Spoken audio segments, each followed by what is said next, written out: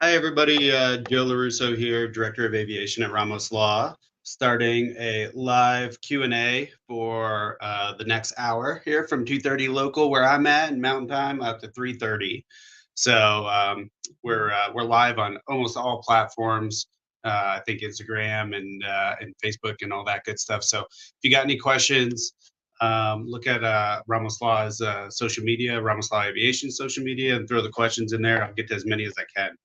So first one popping up right to the point. How much does legal representation cost for a special issue?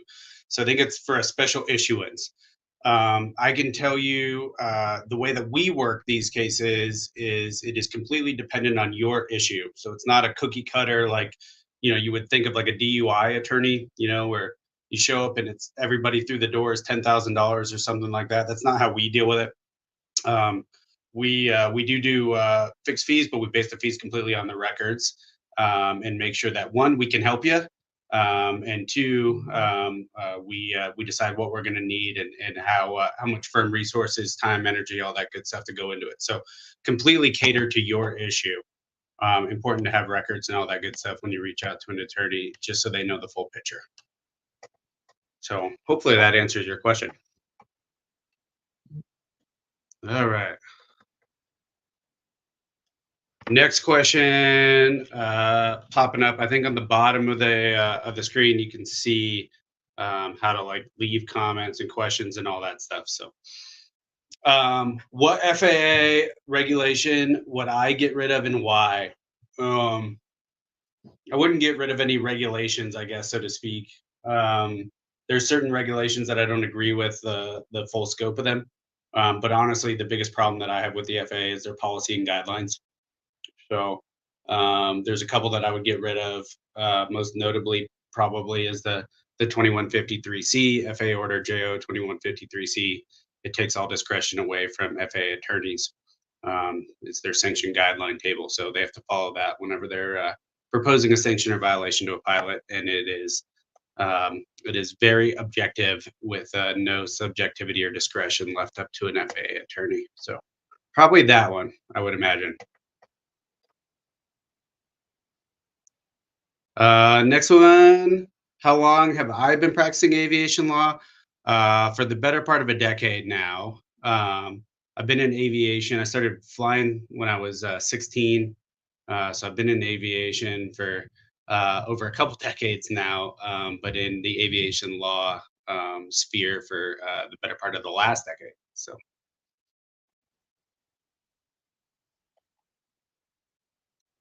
all right. Question from at Red Penguino. Love that. What's your opinion on public access to flight logs? Not sure I'm asking the right question, but the fact that famous people can be tracked by their flight logs, is there a case for privacy? I have no idea, and I don't mean to dodge that question, but that's been an issue for a long time.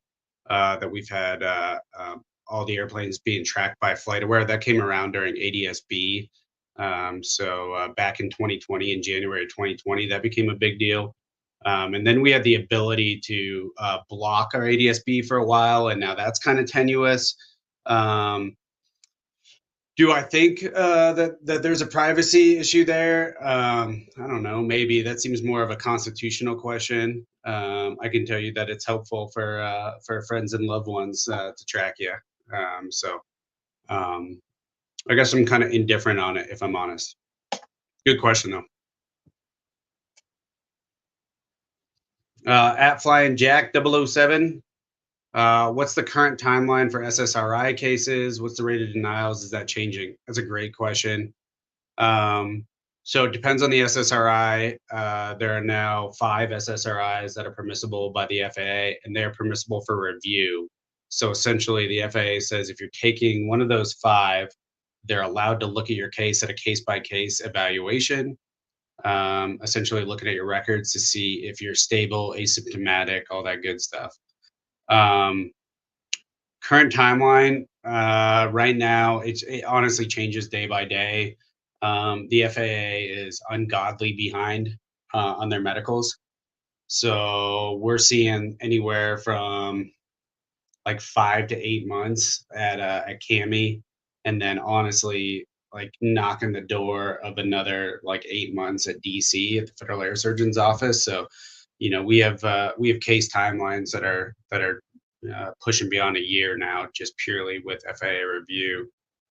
Um, they have made a fast track. So on June 26th of this year, the FAA put out a fast track pathway for anxiety and depression, kind of the generalized anxiety, GAD, seasonal depression, situational depression, all that.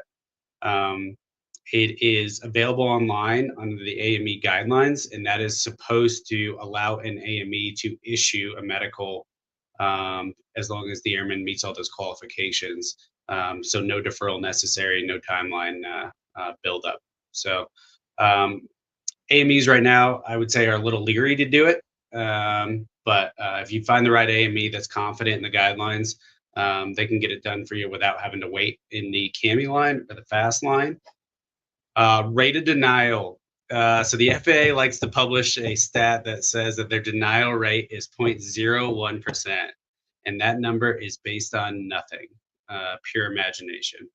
The FAA doesn't deny. What the FAA does is they'll deny for a unrestricted medical, and then they'll provide a little bit of context for an SI. But essentially, what they do is they kick the can down the road, request more documents, request until either the pilot stops trying or the documents are unobtainable, and then the case dies out normally. So not so much a denial rate, but how much are they just ignoring pilots? That rate is very high. So good question. This is a question from Fernando Corona. I had my medical renewed in 2020, but I received a letter said I needed additional information. Information was sent. Specific letter saying I needed to go to Austin with a specific doctor. Have you heard of this before? So this is exactly what I was talking about. The FAA will issue letters under 14 CFR 67.413, and it's a request for additional information or a request for an additional evaluation under the special issuance process. So this is how the FAA denies, referring to our previous question. They request and request and request additional information until eventually a pilot gets tired or bored, frustrated, and leaves. There is no specific appeal to a 413 request. You do have to comply, but obviously there are ways to press on the FAA and provide the FAA exactly what they're looking for, so that you don't have to continuously respond to a 413. So sorry that you're stuck in that.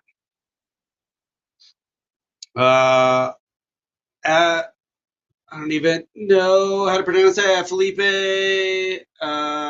Saboyag, maybe? I don't know. My flight school owner passed away, and since then, school's been closed. Any way to get money back? I have no idea. That's a contract question. I would contact an attorney in your state that does contracts. So only ancillarily aviation on issues like that. Mr. Mark 88, if a medical needs to be amended due to another medical issue, how easy is it to have it fixed? What's the timeline? I think we're talking about if you realize after the fact that you should have checked yes to something, right? In box 18, maybe you got seasonal allergies that you didn't report. Certainly wise to always consult with an aviation attorney before you amend a medical, especially if a medical's already been issued, because the FAA will tend to believe that first medical was done fraudulently. So always wise to chat with an aviation attorney prior to your amendment. But the way to amend it is to go to the AME, submit a new 8500 through MedExpress, have the AME reissue a medical with the correct boxes checked at that time. But again, always wise to chat with an attorney before you do that. So.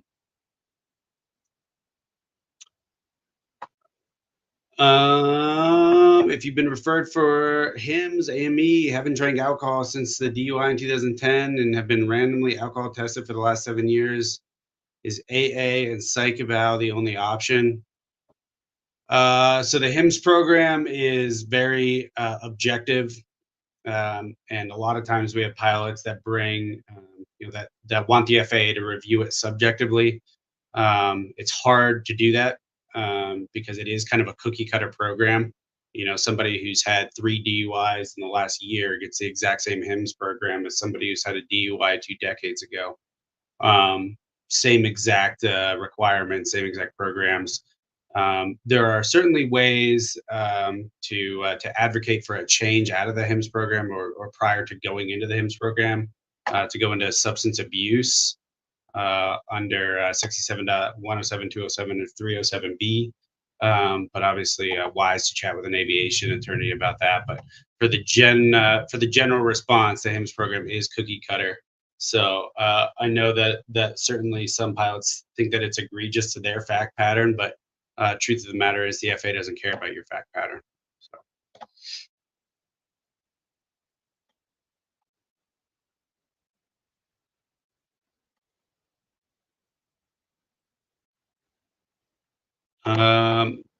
down on below, you'll see like there's a banner that'll go across, I believe, that says leave a comment. So it is a Q&A, ask a question, and we'll try and answer as many as we can within the hour, but you can do it on many platforms, whatever platform you're watching this on, LinkedIn, Facebook, Instagram, all that stuff. Just leave a comment and then we'll throw it up on the screen. Thoughts on lying to the FAA? As an attorney, I cannot advocate for anybody to lie to the FAA. Tell the truth.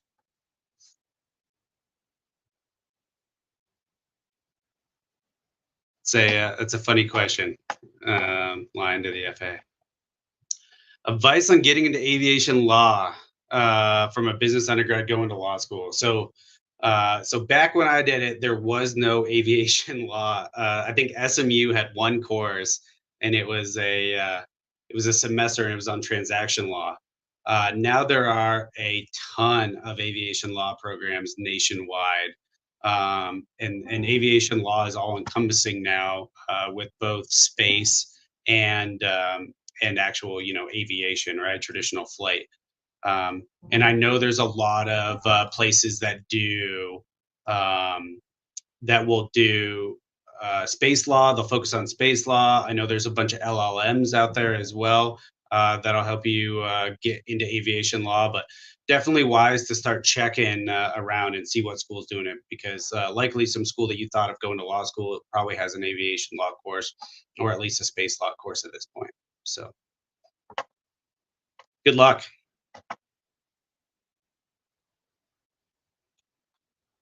Um, So having an unreported medical issue, every pilot has to ground. If you know that you have a medical issue that would preclude you from acting as pilot in command, you have to ground under 14 CFR. Um, oh God, 60 something 52, probably 6352, somewhere in there. But but essentially, if you have a medical condition as a pilot that you know would preclude you from acting as pilot in command, you do have to self ground. There are some conditions that you're allowed to come back from a period of self grounding once that period has ended, right? That medical portion of your life has ended. There are other times when you need to come back, when you need an AME to get you back. So a good distinction from that is, a good example is, um, if you break your leg, right? Self ground. And I think it's 6153. I don't know why that just popped in my head, but if you self ground for like a broken leg, for example, as soon as your leg's back, healed, ready to roll, you can just get back in the seat and start flying. If you have a heart attack, you're going to have to talk to an AME, and then they're going to have to go through Aeromed and CAMI. So consult with an aviation attorney if a medical condition has popped up in the interim of filling out a medical application.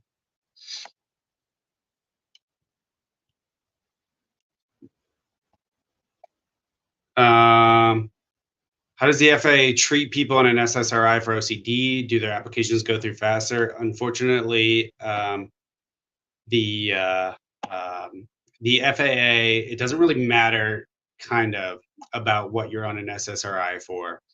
So again, that's the FAA uses these kind of objective criteria, and then they try and whittle it down from there. But even though their congressional mandate is that they have to evaluate every single airman application on a case by case basis, um, subjectively, they tend to use objective standards in order to meet that burden.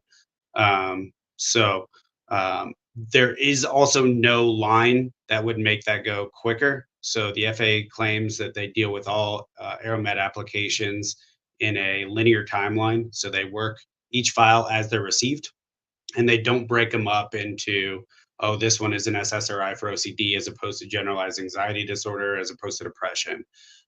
They just treat the next one in line. Um, there is the new fast track that came out on the fast track pathway on 62624. OCD is in that fast track, but I don't believe off the top of my head that an SSRI, an active SSRI, gets you into the fast track. Um, I think the fast track is you can't use medication within the past 2 years, but there is an SSRI pathway that it's pathway two for those that are currently on an active SSRI, as long as it's one of the five that is permissible from the FAA. There are ways to get an airman through in that circumstance. So consult with an aviation attorney for specifics on your case.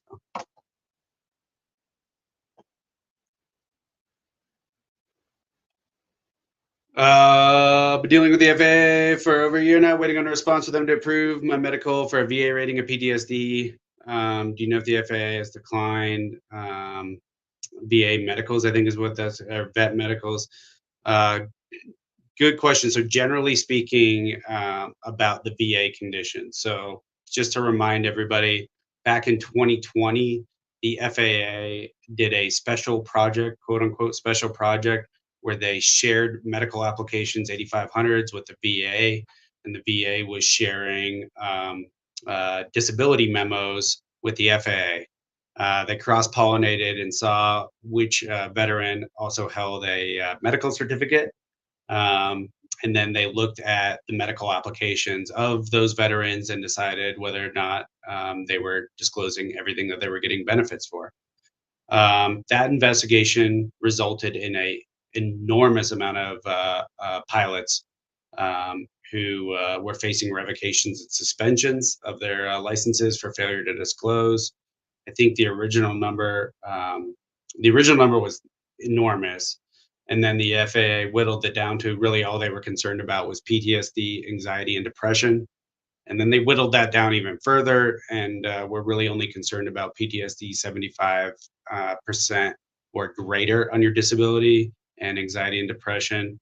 And when they finally reported that number publicly, it was 5,000, and that was in 2022. Um, and I think I said 2020 earlier. It was, no, that's right. It started in 2022. They reported 5,000.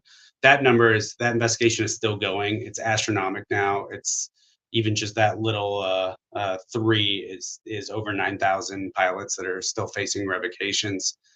Um, the FAA has developed a PTSD fast track in response to it. So that came out in, I believe, late May, May 29th.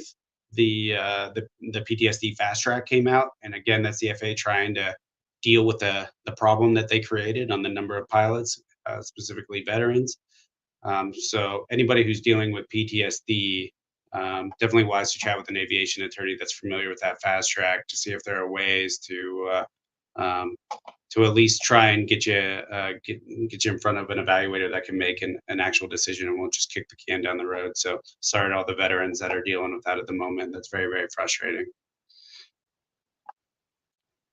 The FAA ARC for mental health gave a policy implementation deadline as September 30th. Is this actually something that will happen for mental health? Are they ignoring it?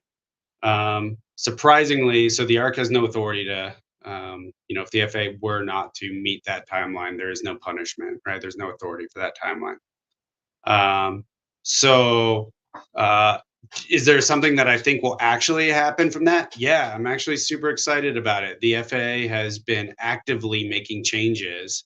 They came out with the OCD, or excuse me, the PTSD fast track. They came out with the anxiety fast track that just dropped here at the end of June last month. It does seem like they're putting a concerted effort into trying to address the concerns of the ARC. So is it going to be actually what the ARC is requiring? I don't believe so, but they are certainly putting forward a fantastic effort.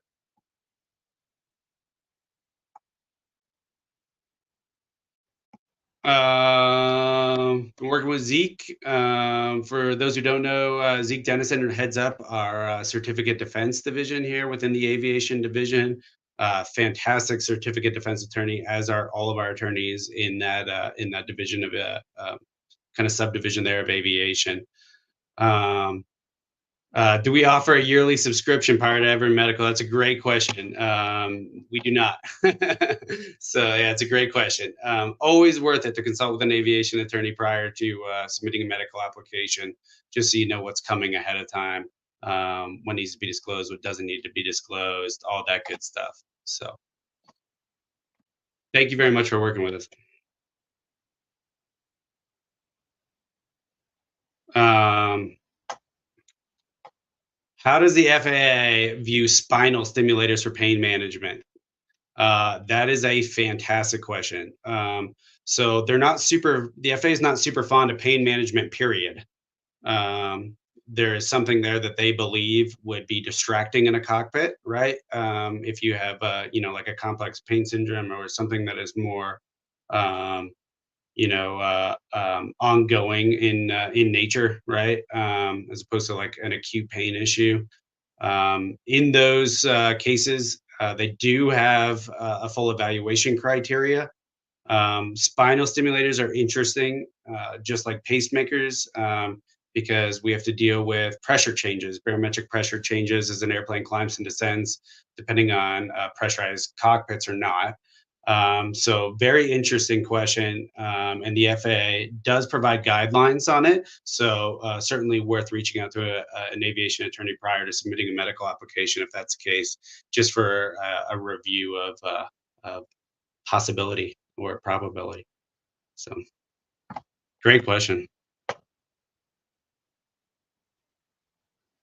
Uh, is is there a difference if a minor has a history of suicidal ideations, one-time occurrence, compared to an adult with no attempt made? Uh-uh.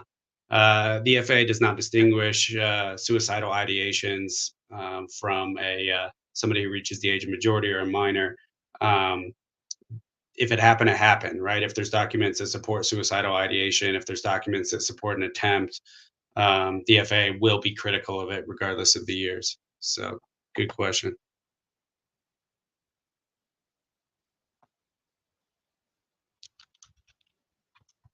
What's some advice you will give to all pilots?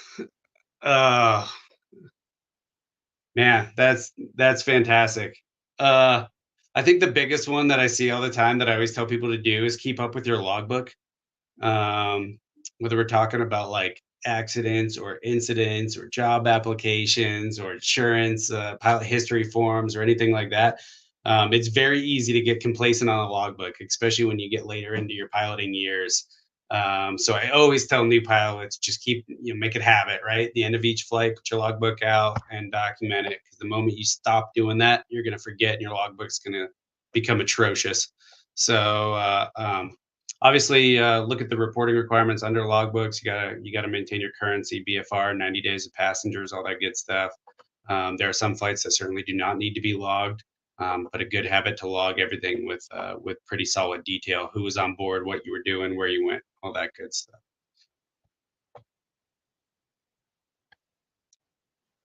Um,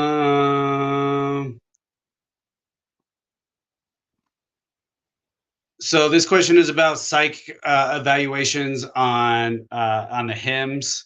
Um, HIMS doctors, the FAA, again, they're very objective when it comes to HIMS. So, not subjective to the case. So, HIMS evaluations will require, at times, a substance abuse evaluation, which could be done by a psychologist or a psychiatrist, HIMS trained psychologist or psychiatrist. Some HIMS admission criteria require also a psych eval. Um, uh, Psych evals.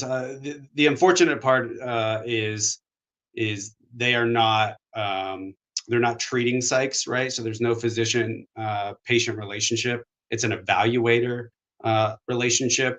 And it's flying is a privilege, not a right. So there is no medical necessity for any of these. So most of the time, insurance will not cover it, nor will him Sykes accept insurance. So unfortunately, that's all paid out of pocket. The price certainly does have a little bit of fluctuation across the country. It is high at the moment, the cost of those evaluations, but I know there's a lot of good psychs, him psychologists and psychiatrists that will vary their evaluation or focus their evaluation to the needs of the pilot to try and minimize cost and to make it more effective. So unfortunately, that's just part of the rules of the game for HIMSS.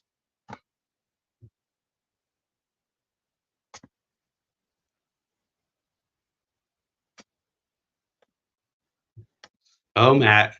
Obviously, what kind of hair products your pilots use. Any sort of forming cream, I think, is where you want to be. Like, you don't want to go with a typical gel because then it makes your hair crunchy underneath your headset, and it's just not a comforting situation for a long flight. So, some sort of like forming compound is where you really want to be with a hair product as a pilot. That is a fantastic question. Thanks, Matt. At the Space Ranger, if an open policy is less restrictive than a named pilot requirement, if one of the named pilots is removed and meets the open policy, but not their named requirements. I don't know if there's more to that question, but kind of asking about whether a pilot should be named if they fit into an open. Um, the thought on this, I think, is where we're going on this. The thought on this is, the more named you have, the higher your premiums in a lot of circumstances. So people are wondering, hey, if an open policy is less restrictive, can we just fall under the open pilot portion of the policy rather than incurring additional costs by being named? Um, I would offer the advice to any pilot out here: make sure you're named. Obviously, in insurance, their job, it seems like, is to deny claims and to look for ways to deny claims. There is a lot of an open policy is a battleground. A named policy is less so.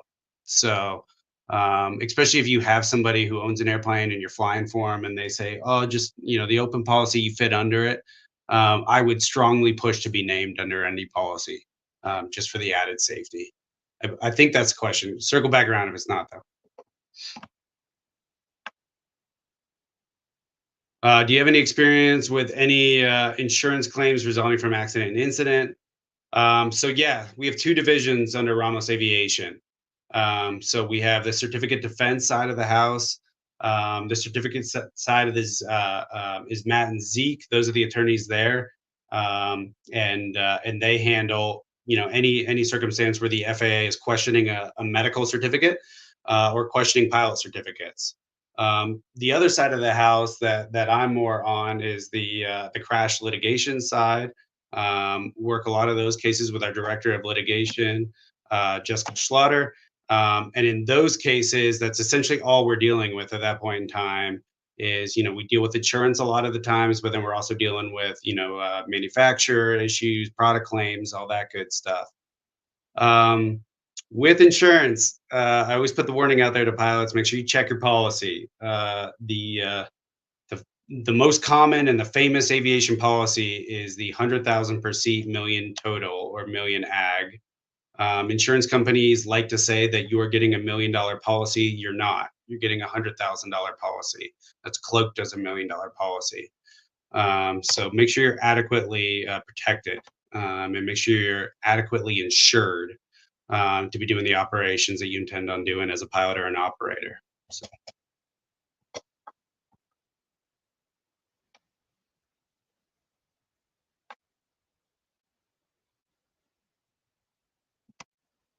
Nelson Wolfmeyer, how are you, sir? Thank you very much for the question. How busy are the two divisions? Two divisions are very busy. So we handle crash cases all over the country in many different states, and we handle certificate defense cases I like to say from Puerto Rico to Alaska. So pilots all over the country we defend in certificate cases, and then we handle crash cases all over the country as well. So, um, yep, um, there is a lot of aviation to be had. Thanks, Nelson.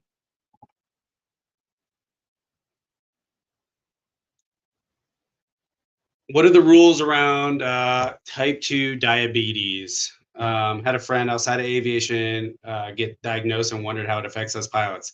Yeah, go figure. The FAA is critical about it, right? Certainly the ability to become to lose your ability to fly if you suffer an acute diabetic condition. But certainly there are requirements. There are monitoring requirements. There's lab work requirements. Typically, type 2 diabetes and type 1 diabetes um, will fall under special issuances. And there are AME guidelines and criteria regarding both, and the medications necessary for both. So certainly reach out to an aviation attorney if that is an issue. Worth chatting about for sure, rather than going into a medical application blind. What would it take for a reform of the aeromedical division of the FAA?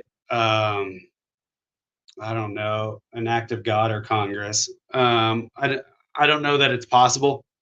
I've always heard kind of informally from the FAA that it's an insurmountable task. It's something that they're not willing to take on, except in small bites. But here we are as a as a industry and as a group and as a dedicated group of people or passionate group of people that are pushing for medical reform and changing it one step at a time. I can tell you when I started this career, I would have um, I would dream of having a mental health reform, and just never really thought it was possible. And here we are with this traction that we're seeing right now is unbelievable. So full aeromedical reform, I don't know. That's a long time coming. But aeromedical reform within specific subsets or specific diagnosis criteria, sure. I think we can do it. We've shown that we can do it with mental health. So I don't know why we wouldn't be able to do it in small, bite-sized pieces.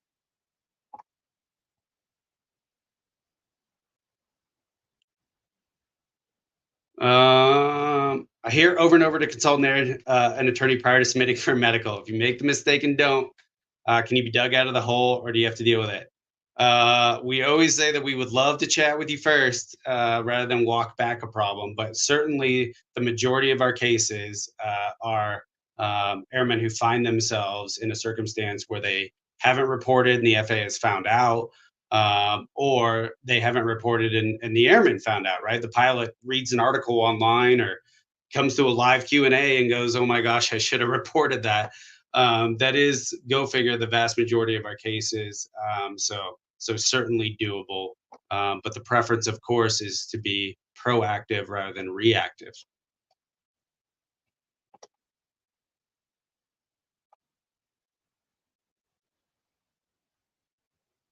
What did I do as a lawyer to get ahead of the pack? I don't know that I'm ahead of the pack. I don't know. I always tell people, find something you're passionate about, right, and just push for it.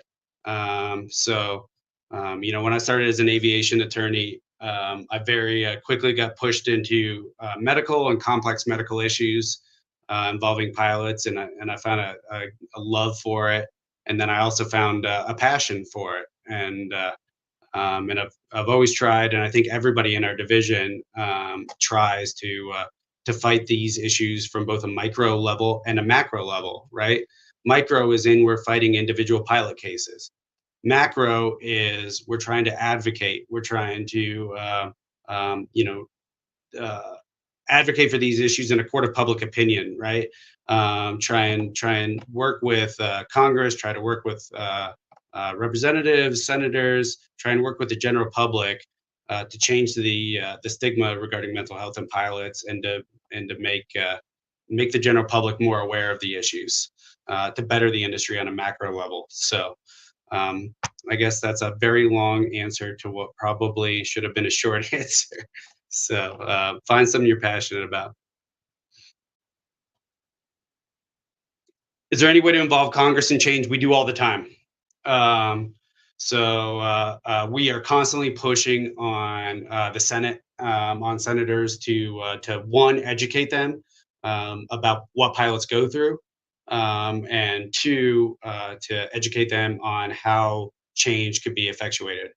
Um, I know we fought for a very long time, and we still haven't seen it yet, and we're still probably going to continue to fight for a very long time to change the MedExpress application to change the 8500-8, to require or to remove the one sentence that requires pilots to disclose receiving counseling from a counselor, from a therapist, from a PA, from a PCP, from a psychologist, psychiatrist. I believe that one sentence, if that was altered to only have to report when you see a psychologist or a psychiatrist or an MD or a DO or something like that, and you allow pilots to see therapists and counselors, I think there's going to be a big change in the industry. But yeah, we're constantly working with Congress, and then also on the micro level, kind of referring to what I was talking about earlier.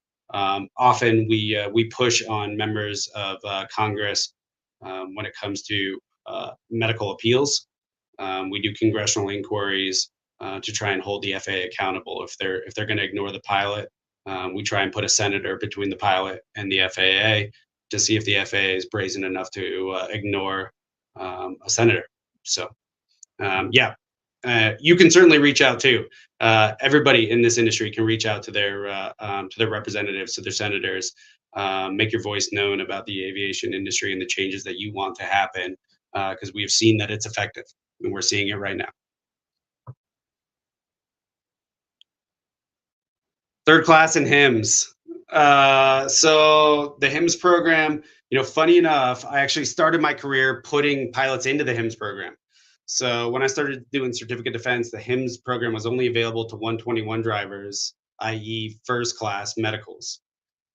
It was not available to second. It was not available to third. So if somebody who held a third class medical ended up with two DUIs or a DUI and a high BAC, back in the day, you used to get your hand slapped on one. But if a third class were to have two DUIs or a high BAC, they would just be denied, and there would be no chance at getting a special issuance like you would have seen with a 121 driver back in the day through the HIMSS program. So what we used to do is we would craft a pseudo HIMSS program for a third class airman and then put the pilot through on that, and the FAA would say yes to that. Um, Now the FAA has broadened their HIMSS view, and they've allowed the HIMSS program to exist for 121 drivers, 135 drivers, and 91 drivers, first class, second class, and third class medicals. However, 121 drivers with first class medicals, they are the only ones that get the benefit of federally funded HIMSS programs. Everything else, down the ladder, that's all coming out of pocket from the pilot. And the unfortunate part about that is everybody's held to the exact same standard. Whether you're a 121 driver, 135, or 91, everybody's held to the exact same standard. So I know logically it would make sense that a third class pilot should not have to jump through the same hoops as a 121 first class driver. But the FAA does not see it that way. The FAA sees it as everybody shares the same sky. So everybody goes through the same program. Unfortunately, that's still a thing. I'm hoping that changes and we start to see lesser requirements for third class, like we did with basic med. But I don't know that that's on the horizon right now. Good question.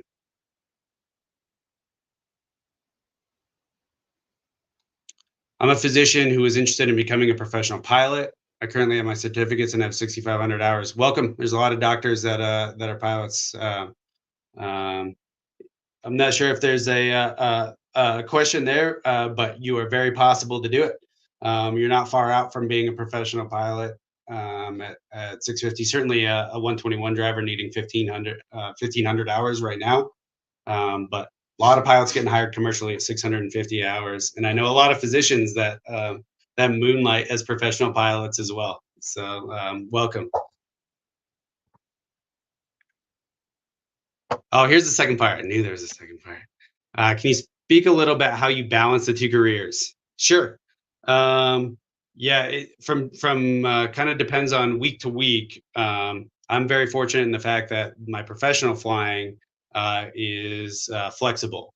I do a lot for the government and a lot of atmospheric research and weather, and um, it's a little bit easier that way to balance schedules as opposed to being like a 135 driver where you're doing like, maybe 7 on or 14 on, 7 off or whatever.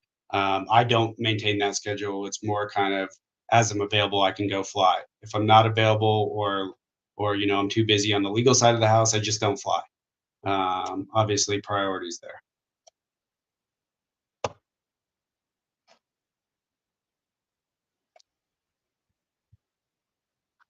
Hey, from Australia. That's awesome. I'm happy you're a fan. I'm happy that you appreciate our content. Obviously, a big thank you to our social media team and to our advertising and media team in general, that do all the content, form all the content, make all the content. Um, they do a fantastic job. So I'm happy that you're a fan.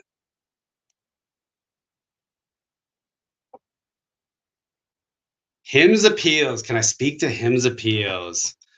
Um, okay. Yes. So back in the day, we used to be able to appeal the HIMSS determination and get people out of the HIMSS program. But then on April Fool's Day of 2020, HIMSS became lifetime due to at that time 12-year-old NTSB recommendation made to Congress.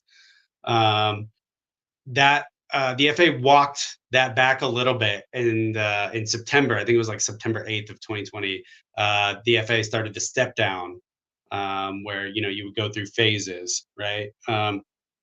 Year one, year 2 to 3, 4 to 5, all that. And then at 7 years, you would just be seen by HIMSS AME. And then whatever the HIMSS AME wanted to put restrictions on, they could. If they wanted no restrictions, there would be no restrictions. Um, for a while, we were accelerating people through those step downs, right? Trying to say, hey, this pilot more adequately demonstrates the sobriety of a year 4 or 5, him step down pilot. The step down plan kind of went awry, just like the lifetime went awry. And the FAA soon realized that they were getting inundated with step down requests to the point where they couldn't handle it. So what they did was they passed it off to the AMEs and said now only an AME can give you a step down. The FAA just approves it, and and in doing so, they took away the discretion that they once had, and they basically gave AMEs now step down criteria and said you can't accelerate a pilot through. Um, so the appeals process is our window has kind of closed the gap a little bit, and that tunnel's kind of closed in on us. Waiting to see how that changes. If you looked at the NAS study that came out in August of last year, that has kind of been swept under the rug a little bit, the National Academy of Sciences, they smashed the HIMSS program, and that report, it was like 560 pages, and it dragged the HIMSS program through the mud and said this is a program that is not, it's not clinically based, it's not based on the medicine, it's not subjective, it's objective, and it needs revamping, revitalizing, or redesign. I'm hoping that that's going to happen because it's very clear that the FAA has relinquished control to the point where there's really not a whole lot of clinical basis for the HIMSS program. And I will say back in the day that the HIMSS program was an awesome program. And at its core, it is a good program. And there certainly are pilots that we see that we say, you got to go into the HIMSS program. I think as long as we stick to the medicine, it's good. But for the most part, we've lost the plot. So to get back to your question, I know I kind of went off on a couple of tangents. Once you're in the HIMSS program, it's hard to appeal. The argument is that you shouldn't have been in the HIMSS program and you should have been under substance abuse, not dependence in your categorization or classification. So certainly worth it to have an FAA or to have an aviation attorney review the file to see whether the HIMSS determination was proper. But once you're in the program, and if you certainly meet the criteria to be in the program, um, it's certainly hard to get out of it at our present kind of our present landscape on the HIMSS program. But everybody, please go read the NAS study. National Academy of Sciences, again, came out in August of last year, about 500 pages.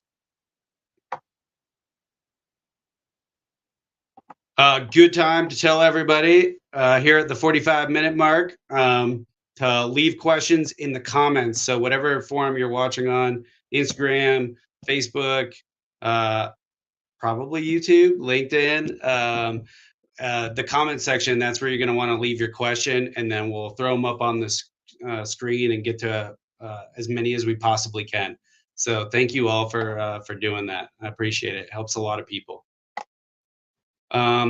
Reference to the question on suicidal ideations. As you practice, I've experienced these types of cases. So it's pretty common, certainly in the veteran world, dealing with PTSD. Suicidal ideations make frequent appearances in those medical records. And I can tell you, our certificate defense team, with our case managers, with our intake, with our attorneys, they're all fantastic. I can't say enough good things about them. And certainly anxiety, depression, PTSD, suicidal ideation attempts. That is something that they are very familiar with, and that we are very familiar with as a firm. So pretty common. Um, the general question: is it possible to get a medical after suicidal ideations? Specific to your case, of course, it's always specific to the case facts, but possible.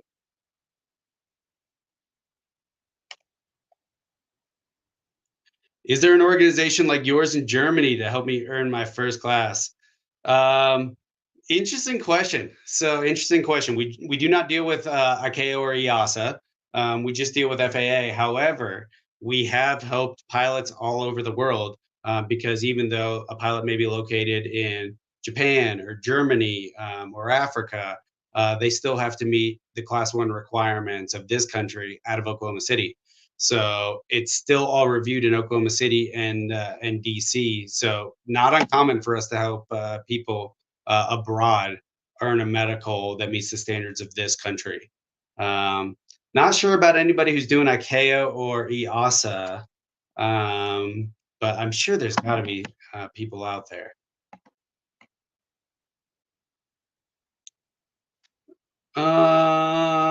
Is it terribly difficult to get a class 3 with a 3-year-old um, DUI? So so no. And again, I struggle with this. I really, really like. I wish the regulations were more precise on third class to second class to first class. But if you look at um, 14 CFR 67.107, 207, and 307, they are all the same language. So 107 is for first class, 207 is for second class, and 307 is for third class. And they are literally word for word exactly the same. So the standards to get the third are the same standards to get the first. Now, there is a regulation that says that the FAA has to or should weigh the privileges of a third class pilot against the risk, and compare that to a first class, essentially saying, first class is likely, like a 121 driver with 200 people behind them, and the danger to the public is more significant than a third class who may be flying a 172 with nobody behind them. But I can tell you that that regulation is ignored or disregarded by the FAA for the most part, and they commonly compare everything together. Um, 3-year-old DUI, really anything older than 2 years old is not terribly hard. Obviously, a fresh DUI carries with it certain worries from the FAA. Right? Are we dealing with it presently a danger to the public due to alcoholism, as opposed to somebody who maybe had a DUI a decade ago and can show abstinence from that point forward, or at least abstinence in the previous 2 years. If you look at 107, 207, or 307, you'll see that both sections A and B reference abstinence within a period of 2 years. So Greater than 2 years, I guess not as difficult as a DUI in the past day. Certainly doable.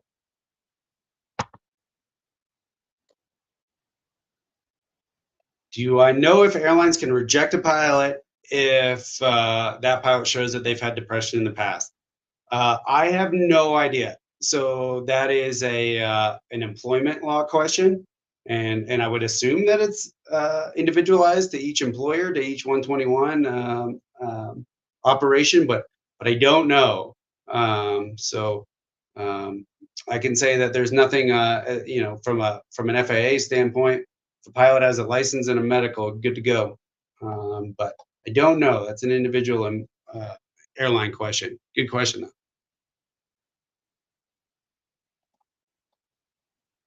Does a plane in flight defy gravity? I caught so much flack off of that. I appreciate you bringing that up. I was obviously trying to emphasize a point to focus more on pilot mental health, and it worked. Ended up going viral. Oddly enough, though, I will put out there that NASA and the FAA still do not agree on how a wing works. So there's some scientific wiggle room there, either side of it. But I appreciate that question. Thank you. What advice can you give for finding an AME if you know you will need a special issuance? Certainly talk to an aviation attorney. As I said, we handle meds and cert issues from Puerto Rico to Alaska. In doing that, as long as we've been doing it, we certainly have a list of AMEs, or at least awareness of AMEs around the country, I guess is a better way to say it. And AMEs that are more experienced in giving SIs, because there is certainly AME influence in those decisions. Um, Generally, you can look for a senior AME, an AME that's been doing this for a while. Beginning AMEs can't do ATP pilots, right? Can't do first class, can't do ATPs. I'll leave it at that.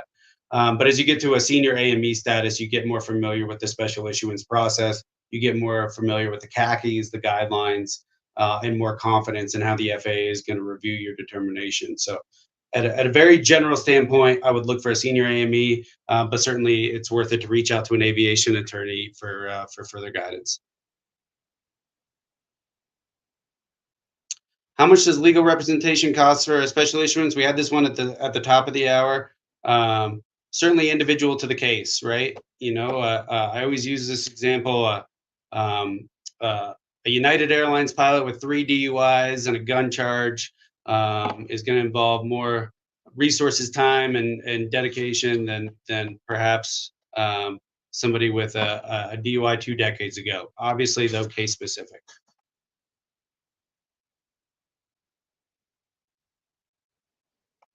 We got like 7 minutes left. So if you got comments, throw them in there. Is it appropriate to engage an attorney for a soda? Yeah, that's a great question. So a soda is often forgotten by the FAA. So what that is it's designed to get somebody who has a static medical condition a medical certificate. A great example of that is a lazy eye, for example. A lazy eye is not going to be dynamic or progressive in nature. It is what it is. And in that case, that pilot would be able to get a medical under a SOTA by demonstrating their ability to fly and demonstrating that the lazy eye in its dynamic state in its static state does not influence or negatively affect their ability to act as pilot in command. A lot of times it takes an aviation attorney to ring the SOTA bell, so to speak, and say, hey, this one is static, it's not dynamic, it's not progressive, and certainly could be afforded a SOTA if given the opportunity. So, great question. Not a lot of people know about SOTAs. I really appreciate you bringing that up.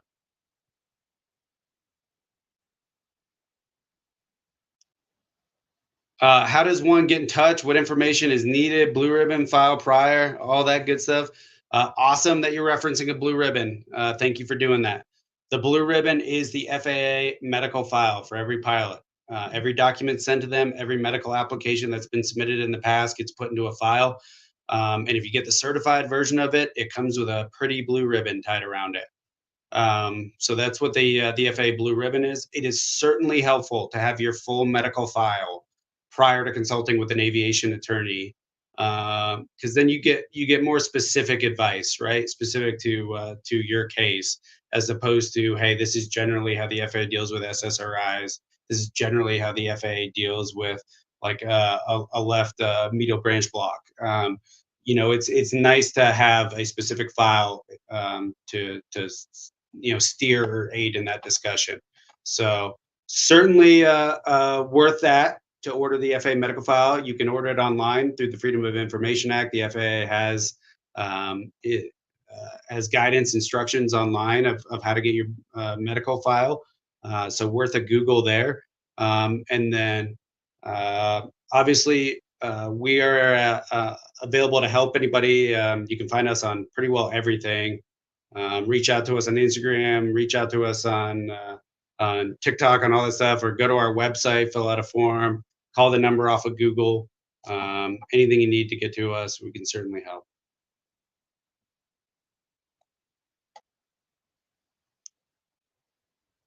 Good question. Hey, Joe, can you speak at all on how the Chevron decision will impact the aviation industry?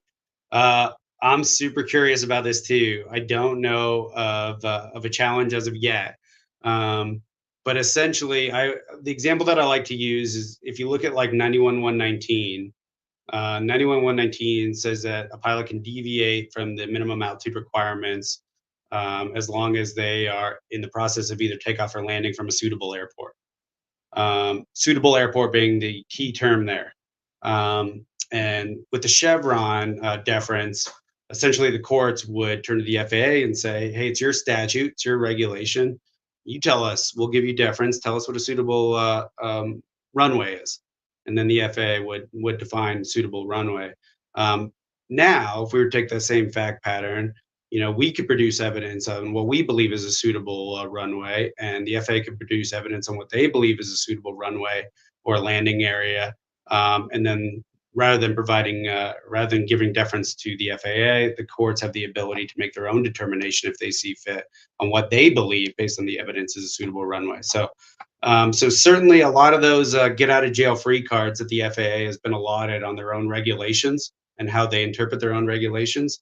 That's all put into question now.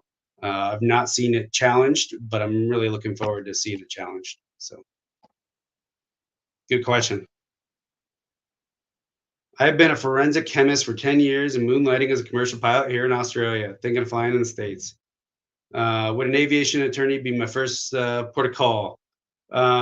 Certainly, yeah. If you're thinking of transferring, if you're operating on an Australian license, this goes to anybody internationally. If you're operating generally on a foreign license, it's best practice to have that converted over to a U.S. license. Good enough for the FAA. Very simple process to convert a foreign rating into a U.S. domestic rating. Same thing with a foreign medical into a U.S. domestic medical certificate. There are easy pathways to do that, and certainly an aviation attorney would know those pathways.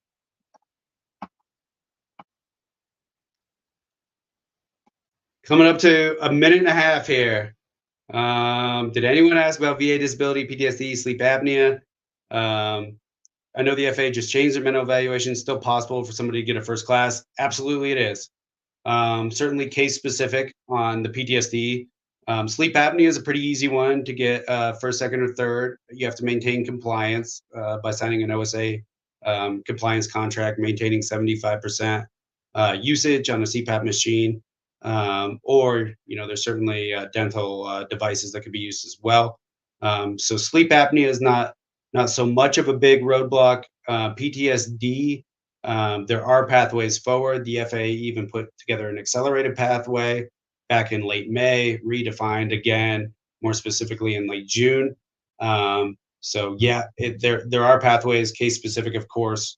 Certainly happy to chat with anybody about that. Reach out to an aviation attorney. Always recommended prior to filling out a medical application on those issues. Probably got one more. We got like 30 seconds. Um, yeah, big reference to the HIM study. I appreciate John posting the HIM study there, referencing the HIM study. The NAS study is, I believe, the reference that's probably popping up there. National Academy of Sciences. Fun fact about that: on the 50-year mark last year, the FAA Congress turned to the FAA and said, "Hey, we've been paying for the HIMSS program for 50 years. How's it going?" And the FAA was unable to answer that question. Couldn't produce statistics, couldn't produce studies, couldn't produce an evaluation. So the FAA went and paid $1 million of their own money to the National Academy of Sciences to have them do an independent review of the HIMSS program, and it got dragged through the mud. Again, that was last August is when that got published, 500 and some pages. In my opinion, my humble opinion, it got swept under the rug and kind of ignored in this industry. So go find it. Thank you, John. I assume that that's what you're referencing there.